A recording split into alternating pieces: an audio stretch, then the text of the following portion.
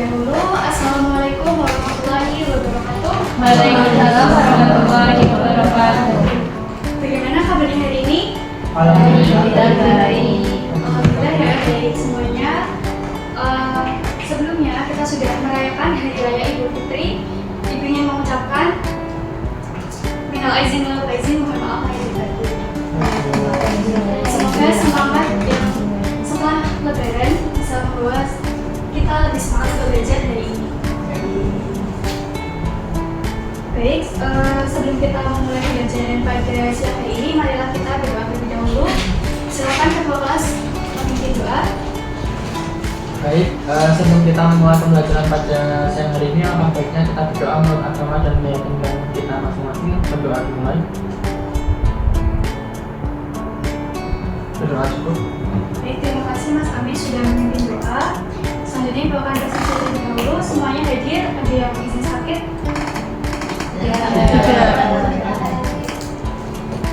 Nah, jadi hari ini kita akan melanjutkan materi tentang pH larutan penyangga.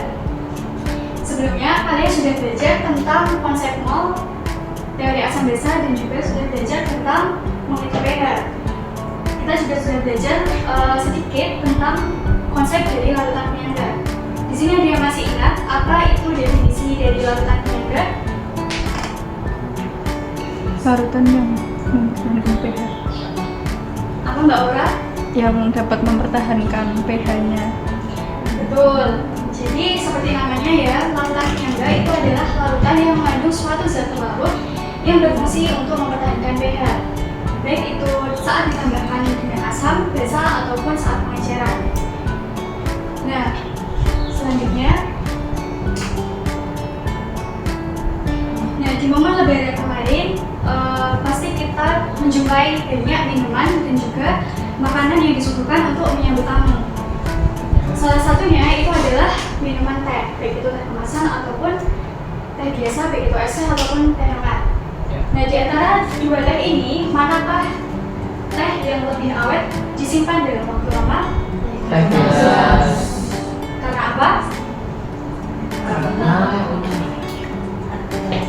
Karena ya, zat jadi pelarut. apa? Silakan Mbak Rona, apa? Betul. Jadi di dalam teh kemasan itu mengandung suatu zat pengawet.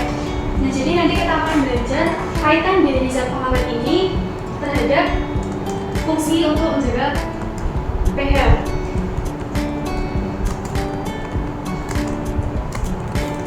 Nah, jadi hari ini kita akan belajar menghitung konsentrasi H+ dan O- berdasarkan rumus perhitungan pH dan menghitung pH larutan penyangga secara tepat berdasarkan ilustrasi percobaan dan rumus perhitungan pH. Nah, tapi untuk hari ini kita akan fokus dulu menghitung pH larutan penyangga asam. Jadi nanti sampai menghitung konsentrasi H+ dulu. Untuk perhitungan konsentrasi larutan penyangga dasar nanti bisa dikerjakan sebagai tugas rumah.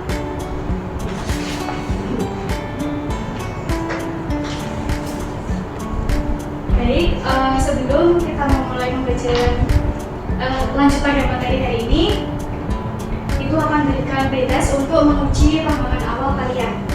Silakan dikerjakan secara individu dan diberikan ke belakang.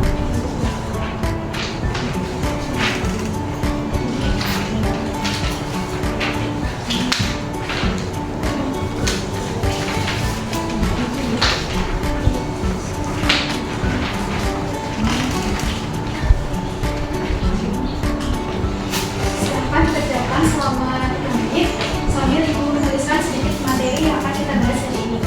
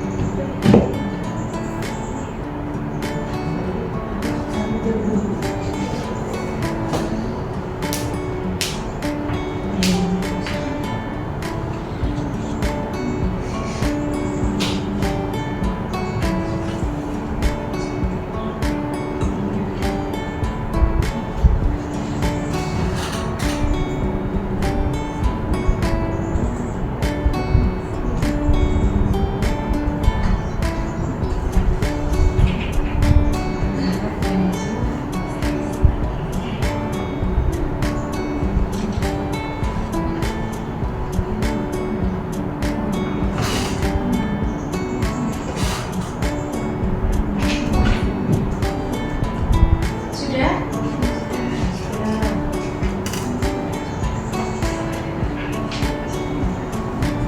Kalau sudah, silakan dibuka.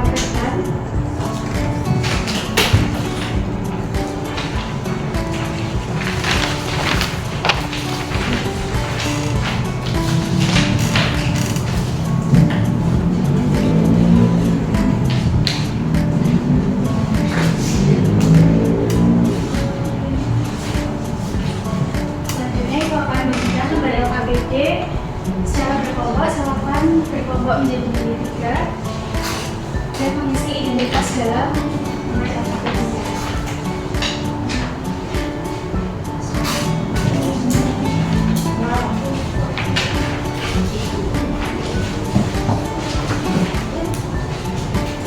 Sudah mengisi lembar LKPD-nya? Nah, sekarang coba kita amati untuk konteks yang pertama, yaitu tentang kiriman tablet. Nah, menjawab pertanyaan sebelumnya, di dalam tablet kemasan itu mengandung suatu pengawet, yaitu natrium benzoat. Pengawet ini bisa kita lihat dalam komposisi tablet. Selain itu, di dalam tablet ini juga mengandung suatu pengatur keasaman. Umumnya yang digunakan itu adalah asam benzoat. Nah, natrium benzoat itu merupakan garam yang mengandung basa konjugat, dan apabila dia direaksikan dengan asam benzoat yang merupakan asam lemah, maka dia dapat membentuk suatu larutan penyangga asam. Silakan kalian bisa amati pada lembar LKPD kalian.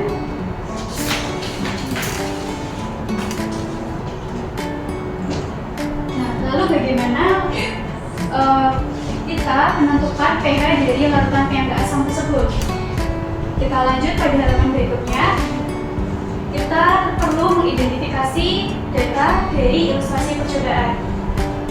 Nah, berdasarkan ilustrasi percobaan tersebut, ada yang bisa menyebutkan berapa konsentrasi dari asam benzoat? 0,3 molar. Untuk volumenya berapa? 50 mili. Untuk molaritas dari natrium benzoat itu adalah 0,5. Untuk volumenya adalah 50 mili.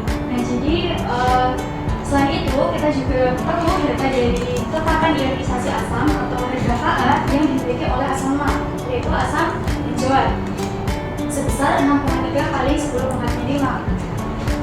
Setelah itu, nah di sini, nah mari kita tuliskan bagaimana persamaan reaksi disosiasi dari garam natrium benzoat. Garam natrium benzoat itu dapat terdisosiasi sebagian menjadi ion apa kira-kira?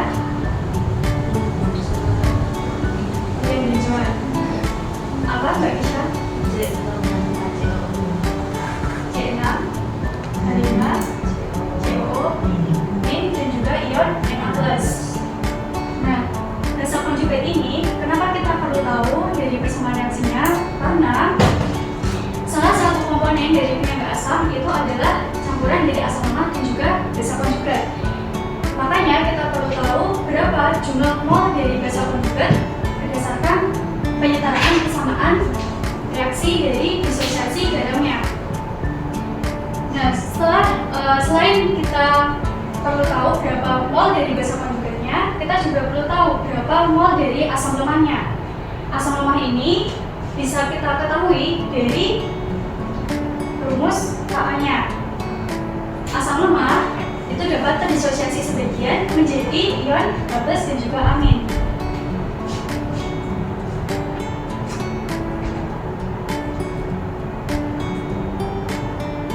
Ha itu merupakan asam lemah dan juga amin itu adalah basa konjugat. Basa konjugat itu adalah basa yang terbentuk dari asam yang melepaskan protonnya. Nah, di situ pada pertemuan sebelumnya kita juga sudah belajar ya tentang rumus dari Ka. Ka itu adalah konsentrasi dari produk dibagi dengan konsentrasi reaktannya. Di situ produknya adalah H+ dan juga amin, atau ion H+ dan juga ion dari basa konjugatnya dibagi dengan konsentrasi reaktannya. Di situ reaktannya adalah Ha atau asam lemahnya. Sehingga kita bisa tuliskan untuk mencari H+ itu adalah Ha dikalikan dengan konsentrasi asam lemah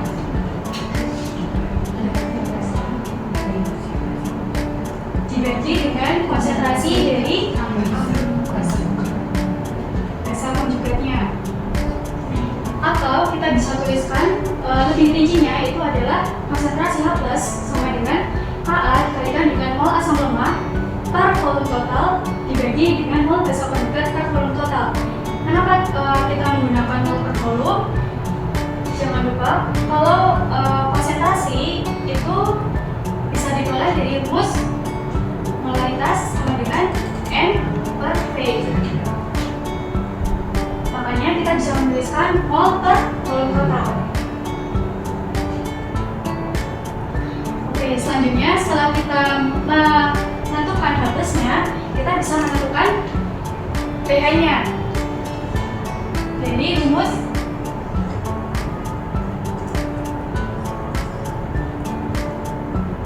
Menlog H+.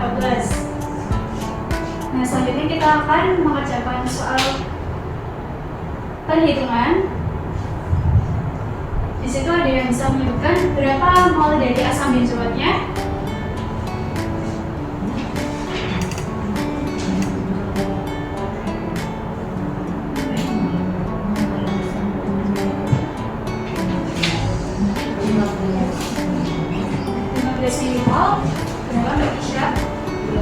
Kalau asam benzoat 15 mg, yang mol natrium benzoat 25 mg.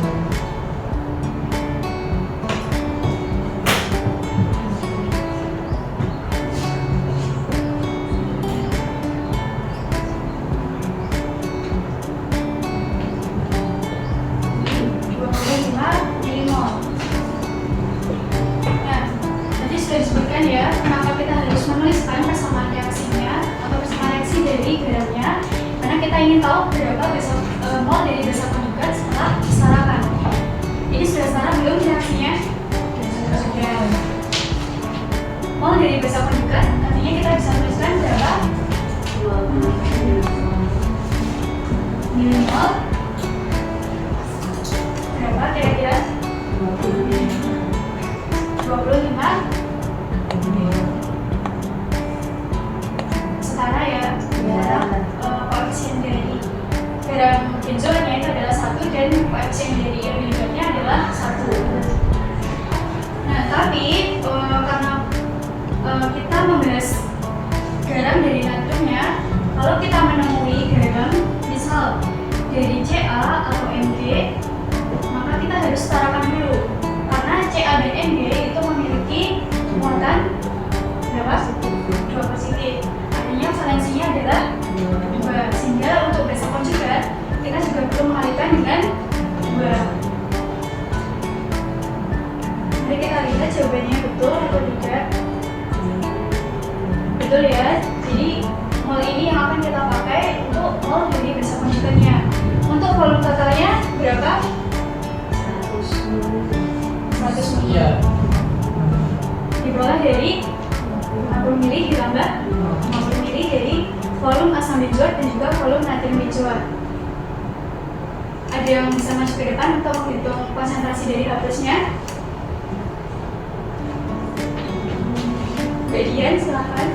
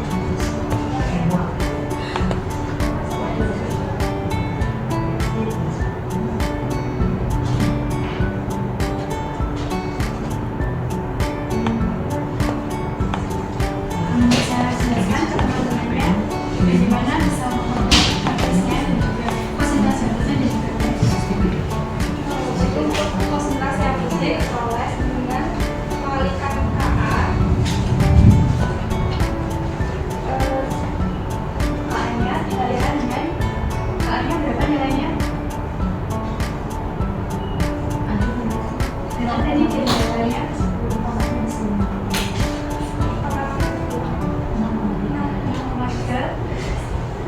kali 10 pangkat min 5. Untuk sebelah sini merupakan konsentrasi dari asam lemaknya, yaitu asam benzoat. Jadi kalau asam benzoatnya per volume totalnya itu 25 mmol, itu diperoleh dari mol natrium benzoat. Jadi besok konjugannya tadi sudah disetarakan per volume totalnya, diperoleh konsentrasi H+ sebesar 3,78 kali 10 pangkat min 5 molar. Setelah itu baru kita masukkan rumus pH dan nol konsentrasinya. Di sini lebih tepatnya kita tuliskan seperti ini ya. Jadi yang di kurang lari itu adalah atasnya. Jadi pH itu diperoleh dari menlog konsentrasi dari H+-nya. Menlog 3,78 kali 10 pangkat min 5 diperoleh 4,42. Sampai sini semuanya paham? Paham. Baik, terima kasih Mbak Dian sudah maju untuk mengajarkan. Nah, jadi betul ya, kalau kita cocokkan itu diperoleh pH sebesar 4,42. Nah, tadi di awal itu disebutkan bahwa suatu larutan yang baik itu diukur dengan pH meter dan diperoleh pH sebesar 4,4. Jadi pH yang kita hitung dengan rumus perhitungan pH itu bisa kita gunakan untuk memprediksi berapa pH dari larutan yang ada kalau kita tidak menggunakan alat. Jadi selain menggunakan alat, kita juga bisa menggunakan rumus perhitungan pH. Sampai sini ada yang ditanyakan? Ada yang kesulitan? Nah, selanjutnya silakan kalian baca konteks dari larutan yang berbeda pada kegiatan 2 untuk dikerjakan sebagai tugas rumah. Nanti perbedaan dari larutan yang berbeda itu adalah kita tidak langsung menentukan pH-nya dulu, tapi kita harus menentukan pOH-nya kalau larutan penyangga basal. Jadi kita harus menentukan OH-nya. Terus setelah itu kita menentukan pH-nya dari 14 dikurangi konsentrasi pOH-nya.